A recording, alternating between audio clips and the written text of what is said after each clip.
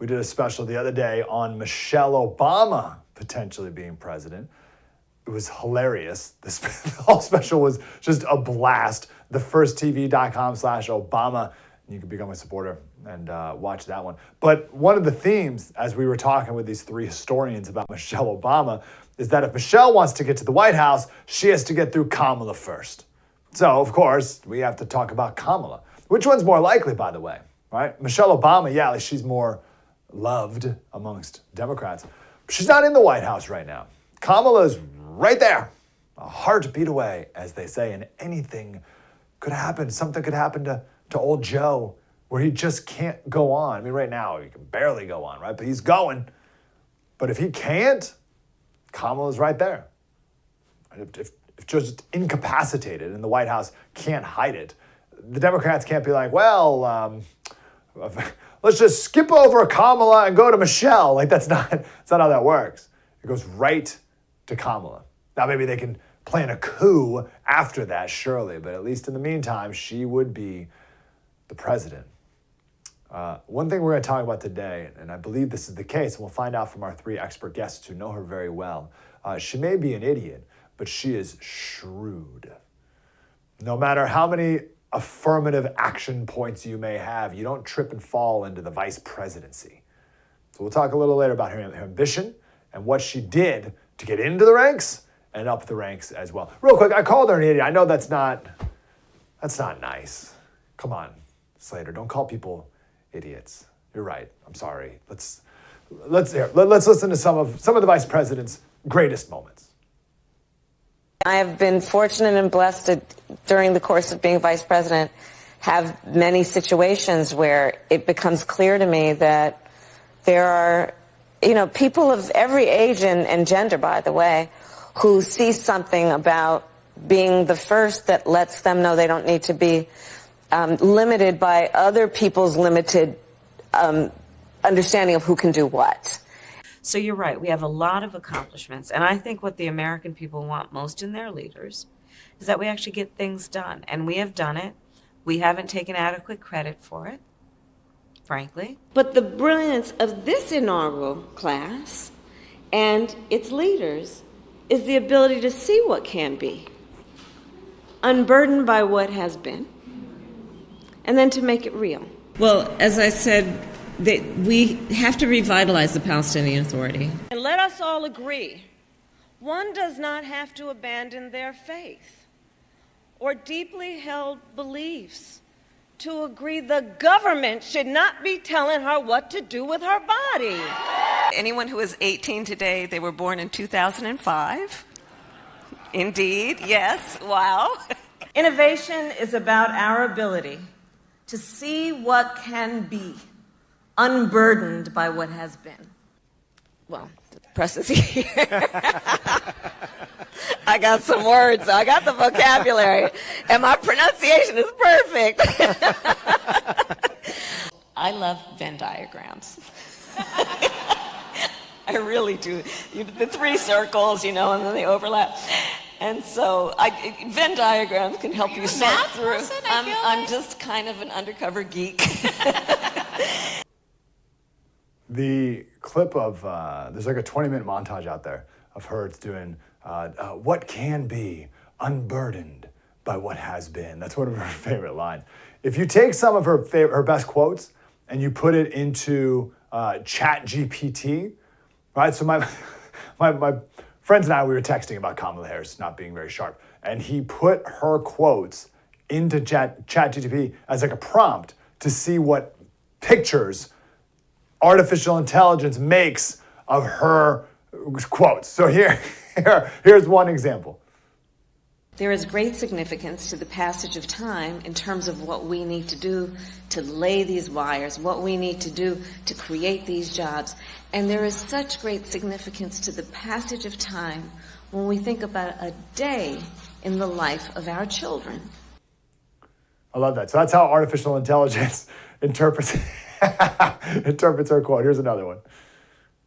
So Ukraine is a country in Europe. It exists next to another country called Russia. Russia is a bigger country. Russia is a powerful country. Russia decided to invade a smaller country called Ukraine. So basically, that's wrong. That's our vice president. So how do we get here? So we got a couple great guests coming up in the show here that will talk about the rise and eventual fall of Kamala. But I think it's important for us to know the moment when Kamala became vice president. Keep in mind, she was from California, so Joe Biden didn't pick her because she brought like any delegates from a swing state. She was polling 0 everywhere, so she brought no supporters. She brought no delegates. She had no support with her. There's no benefit in any way politically until she decided to go crazy during one of the debates, and she played the one card that she has to play. And here it was. And I will say also that in this campaign, we've also heard, and I'm going to now direct this at Vice President Biden, I do not believe you are a racist. And I agree with you when you commit yourself to the importance of finding common ground. But I also believe, and it's personal, and I was actually it was hurtful to hear you talk about the reputations of 2 United States senators who built their reputations and career on the segregation of race in this country. And it was not only that, but you also worked with them to oppose busing. And, you know, there was a little girl in California who was part of the 2nd class to integrate her public schools. And she was bused to school every day. And that little girl was me. So I will tell you that on this subject, it cannot be an intellectual debate among Democrats. We have to take it seriously. We have to act swiftly. As Attorney General of California, I was very proud to put in place a requirement that all my special agents would wear body cameras and keep those cameras on. Senator Harris, thank you. Vice President Biden, you have been invoked. We are going to give you a chance to respond. And that little girl was me. That was the moment. That was it. By the way, Joe looked pretty good back in 2020. Do we have a freeze frame of Joe? Like, that was Joe 4 years ago. Like, yeah, all right. Like you wouldn't look at that and be like, oh man, that guy's got to go. You look at him now, jeez. All right, but listen, how absurd to bring up something from the 60s in a debate, but that's all race baiters know how to do. Joe does it whenever a state wants voter ID. He calls it Jim Crow 2.0, right? All they can do is go back and evoke slavery and civil rights. It's all they have. So it made sense that's what Kamala did as well. Now, it's true, she indeed did ride a bus to school. She went to Berkeley Public School System. We'll talk about this a little later. She was in elementary school, and she was bused in the 2nd year of the busing program. It was Berkeley, California. There was only one high school, so it was by its very nature not segregated. But there were different local elementary schools in different communities that weren't segregated as much as were just different. There's nothing inherently wrong about anything that happened. Anyway, it doesn't matter.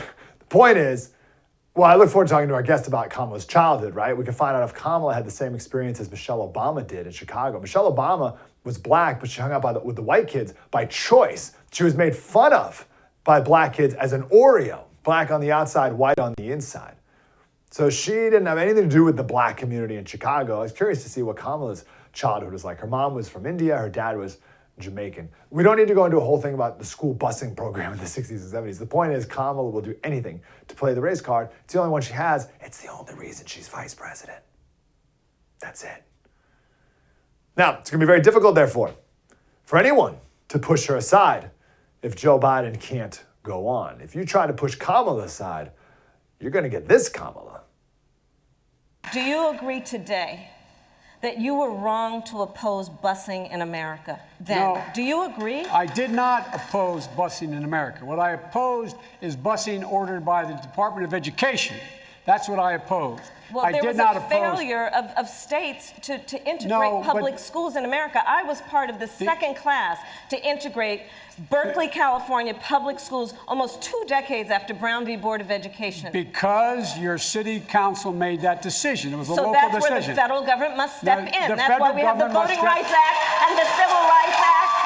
That's why we need to pass the Equality Act. That's why we need to pass the ERA, because there are moments in history where states fail to preserve the civil rights of all people. I have supported the ERA from the very beginning when I ran Vice President Biden, 30 seconds, because I want to bring other people into this. I supported the ERA from the very beginning. I'm the guy that extended the Voting Rights Act for 25 years.